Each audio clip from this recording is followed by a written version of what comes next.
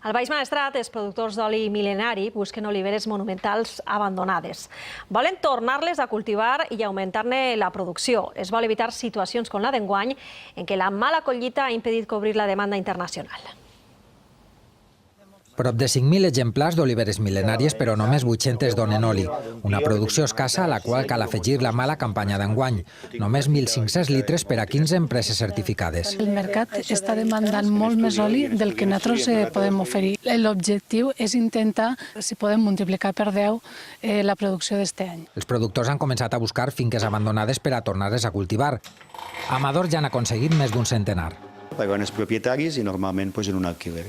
A més de saber si alguna gent té oliveres mil·lenàries, les cullen ells, els ho compra l'oliva i d'aquesta manera intentar fer els més litres possibles. Un oli que es paga entre 40 i 250 euros el litre i que cada vegada és més demanat en alguns països com els Estats Units, el Japó o Abu Dhabi.